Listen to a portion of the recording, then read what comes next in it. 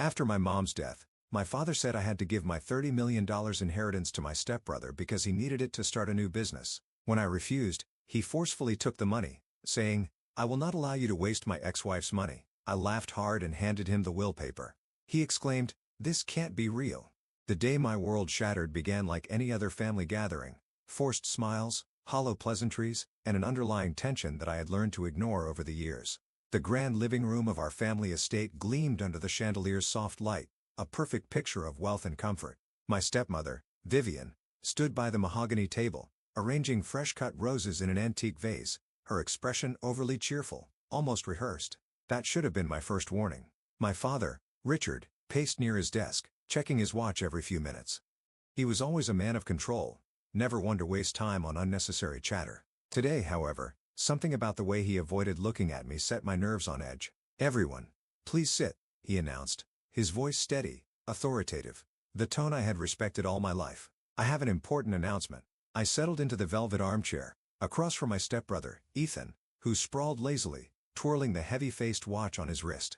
He shot me a smirk, the same infuriating expression I'd seen countless times when he managed to get away with something he didn't deserve. "I've been thinking about the future of our company," my father continued, his words slow and deliberate. "After careful consideration, I've decided that majority ownership and control will be transferred to Ethan." The air left my lungs. My hands clenched the armrests as his words settled into my bones like ice. "What?" The word barely escaped my lips. "It makes perfect sense," Vivian chimed in, her manicured hand resting proudly on Ethan's shoulder. "A fresh perspective is exactly what the company needs." "Dad," I started, fighting to keep my voice steady. "I've spent years working for this. I know every client, every contract. I helped build this company with you." My father sighed, pinching the bridge of his nose. "Jessica, please. This decision wasn't made lightly. Ethan has new ideas that align better with the company's future vision." I turned to Ethan, who leaned forward, barely concealing his amusement. "Don't worry, sis," he said, his voice dripping with condescension. "I'll make sure we find a place for you. Maybe HR." A bitter laugh escaped me. "Some capacity? Dad, you promised me. You said when I finished my MBA." "Things change," my father interrupted, his voice sharp, final. Vivian folded her arms, tilting her head in mock concern. "Honestly, Jessica, this reaction is exactly why a calmer hand is needed in leadership. You're getting too emotional." I felt the walls closing in around me.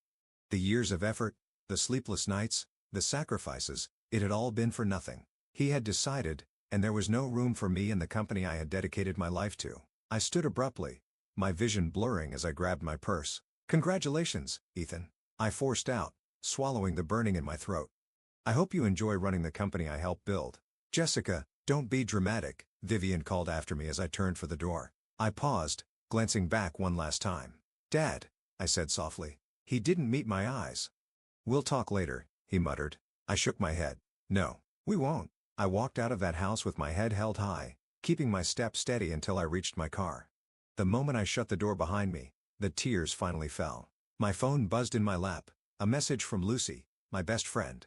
"How did it go?" My fingers trembled as I typed. "They gave everything to Ethan. Everything I worked for. Everything Dad promised me."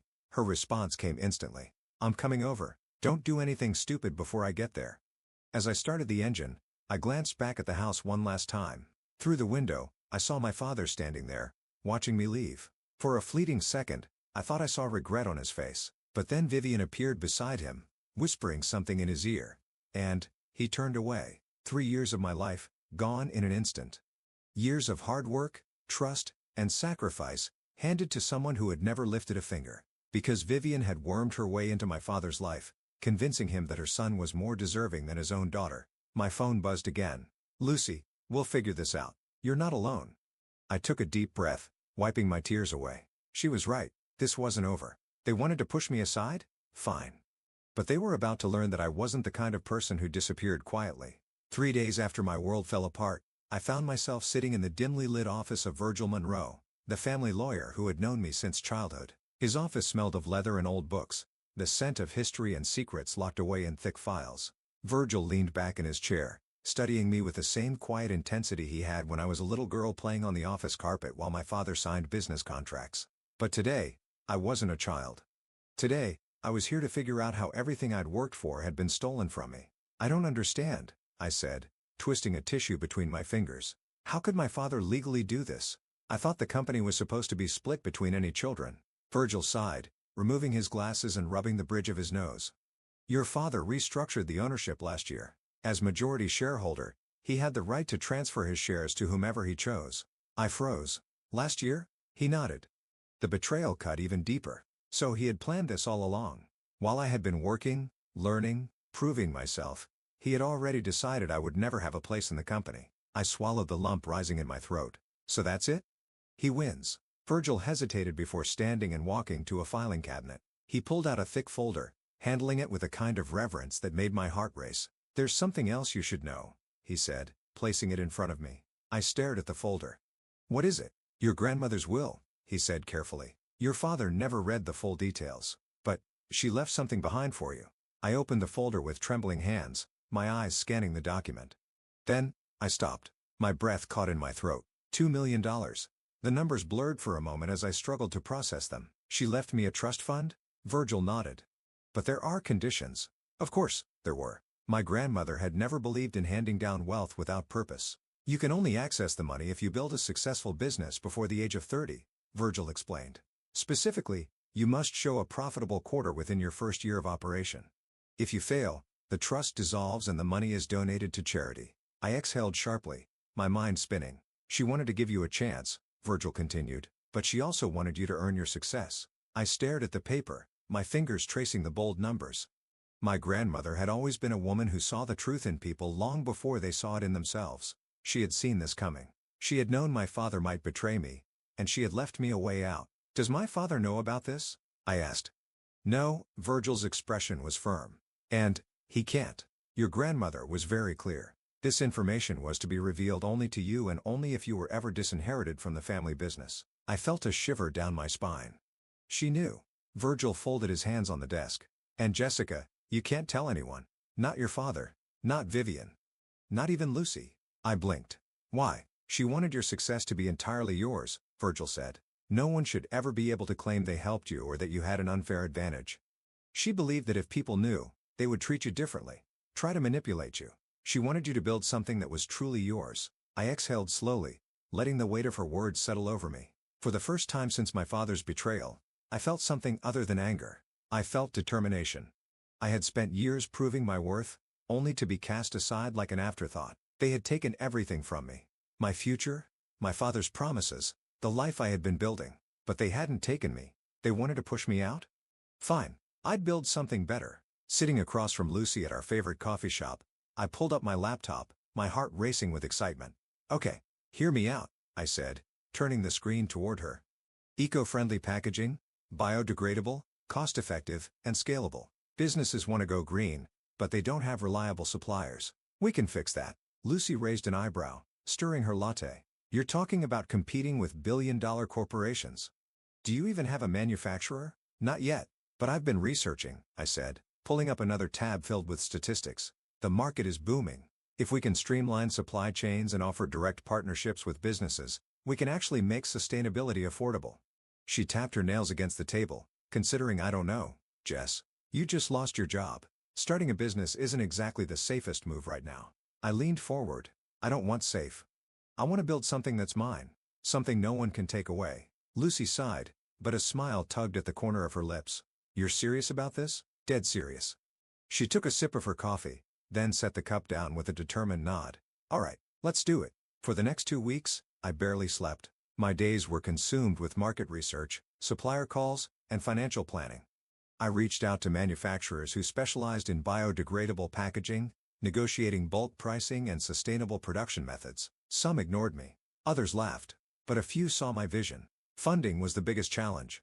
I had access to my grandmother's trust fund, but I couldn't let anyone know. So, I carefully staged my finances, transferring small amounts to personal accounts, making it appear as if I was pooling resources from savings and outside investors. It was risky but necessary. One evening, Lucy and I sat in a tiny modern co-working space downtown, reviewing our first manufacturer contracts. The rent was low, the furniture mismatched, but it was ours. This is actually happening, Lucy whispered, scanning the agreement. I smiled, exhaustion pressing at my eyes. Yeah, it is. Word must have traveled fast because, within a week, Ethan was suddenly very interested in my finances. "Come on, Jess," he said, appearing out of nowhere at the coffee shop where I worked most mornings. "I know you don't have that much in savings. Where's the money coming from?" I kept my face neutral. "I have investors." His smirk faltered. "Who?" "None of your business." Ethan leaned back, crossing his arms. "Meredith is worried. She thinks you're planning some kind of legal action." I let out a short laugh. "That's funny. She wasn't worried when she convinced Dad to steal my future. She's just looking out for the family," he said, his voice dripping with fake concern. I stood up, gathering my laptop and notes. "Then she doesn't need to worry about me. I'm not coming for them. I'm building something better." As I walked away, I felt Ethan's gaze burning into my back. Let him wonder. Let him worry. I had bigger things to focus on. Sitting in the sleek, glass-walled office of a major restaurant chain, I adjusted my blazer and forced my hands to stay steady. Across from me, Sarah Whitman, the company's head of procurement, examined one of our biodegradable takeout containers like it might fall apart in her hands. "This is impressive," she said, turning it over. "But we've been burned before by startups that couldn't keep up with demand. What makes you different?" I had been waiting for this moment. Clicking my tablet awake, I pulled up a detailed presentation. "We've secured partnerships with 3 manufacturing facilities across the country, ensuring we can scale production without bottlenecks. Plus, we don't just sell packaging. We offer a full transition service, including staff training and waste management solutions." Sarah raised an eyebrow, intrigued. "That's a bold claim."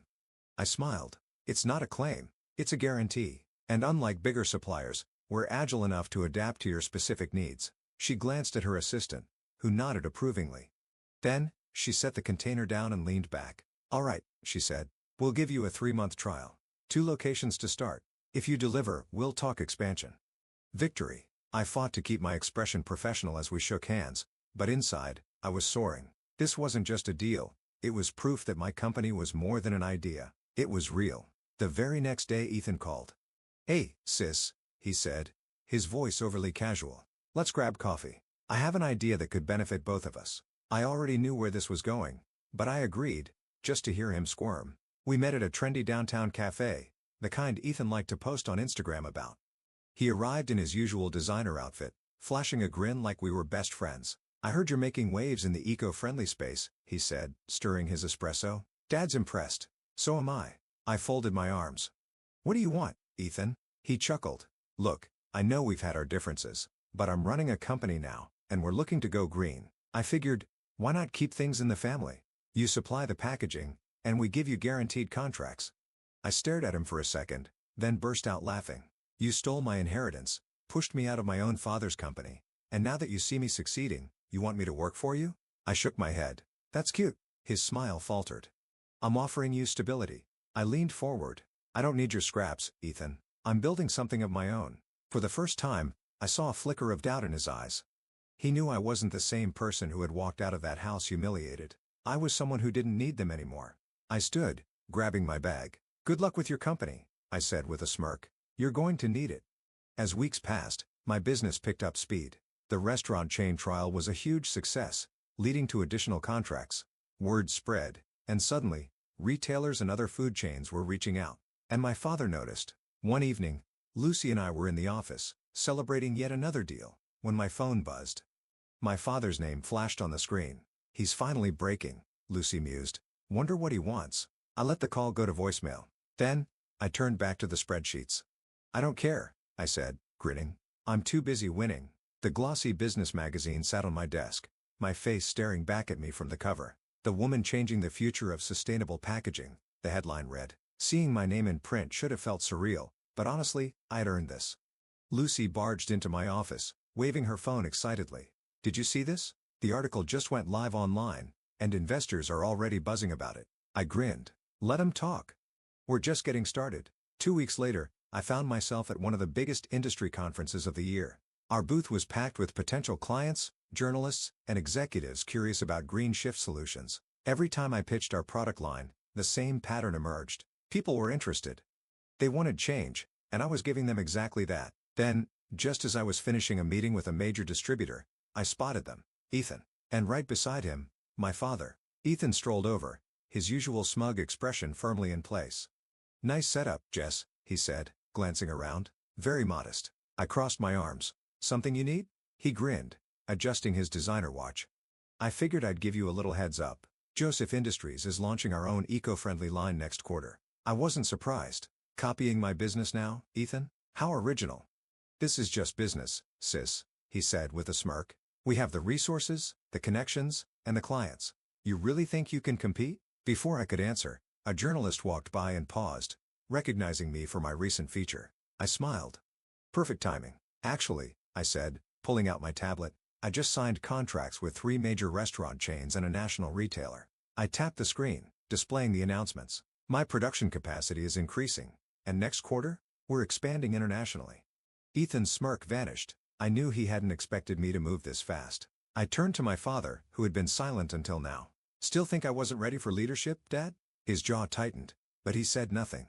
For the first time, I saw something in his expression I hadn't seen before. Worry. Good. Let him worry. By the end of the conference, our booth had attracted more attention than I ever imagined. CEOs, investors, and sustainability advocates wanted to schedule meetings. My phone buzzed nonstop with emails from companies wanting to work with us. Lucy grinned as we packed up. That went better than expected. I smirked. Yeah, it did. As we left the conference hall, I spotted Ethan arguing with my father near the exit, both looking frustrated. Let them panic. They had underestimated me. Now, they were watching me win. The news broke like a thunderclap across the business world. Joseph Industries under fire for environmental violations, fines in the millions. I scrolled through the article, sipping my coffee, barely surprised. Reports detailed illegal waste disposal, regulatory breaches, and financial mismanagement under Ethan's leadership. The company was hemorrhaging money, and the fines alone were enough to push it toward bankruptcy. I leaned back in my chair, watching the chaos unfold from a distance. This was inevitable. Lucy burst into my office, breathless. Jess, have you seen the news? I turned my laptop screen toward her. I've been enjoying it all morning. She laughed. Well, you'll love this. Meredith just filed for divorce. That caught my attention. Seriously? Oh, yeah. Turns out, the moment the money started disappearing, so did her love for Richard. Lucy smirked. And, get this, Ethan fled to Dubai. I raised an eyebrow. Running from the fallout? More like running from creditors. Apparently, he emptied some accounts before leaving, and now, the company's on the verge of collapse. I couldn't stop the small, satisfied smile from forming. Poetic justice. Then, the desperate messages started pouring in. First from Ethan. Jess, we need to talk. Things got bad fast. There's a way we can fix this. Let's meet. Then, my father. Jessica, I made a mistake. I see that now. Please, let's talk before it's too late. I stared at the screen, my heart pounding. But not from sadness, from clarity. These were the same people who dismissed me. The same ones who pushed me aside, who called me too emotional, who told me I didn't belong. And now? They needed me. Lucy folded her arms, reading over my shoulder. You're not seriously thinking about responding, are you? I locked my phone and set it aside. No, I said simply. Let them feel it. Let them sit in the ruins of their own decisions. Joseph Industries was collapsing. Ethan was gone. Meredith had moved on. And, my father? He was learning, far too late, that he had bet on the wrong child. I had spent years proving my worth, begging for a place in my father's company. Now, that company was dying, and I was thriving. For the third time that week, my father stood in the lobby of my office, waiting to see me. Maria, my assistant, peeked her head in. He's here again. Want me to send him away? I exhaled, staring at my reflection in the window. A year ago, I would have given anything for his approval. Now? I didn't need it, but maybe I needed closure. I nodded. Send him in. A moment later, Richard walked in, looking nothing like the powerful businessman I had grown up fearing and admiring.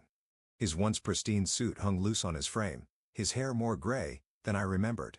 He looked tired. He sat across from me, hands clasped, staring at my desk, the desk I had built for myself. I owe you an apology, he said, voice heavy with regret. I stayed silent, waiting. He sighed.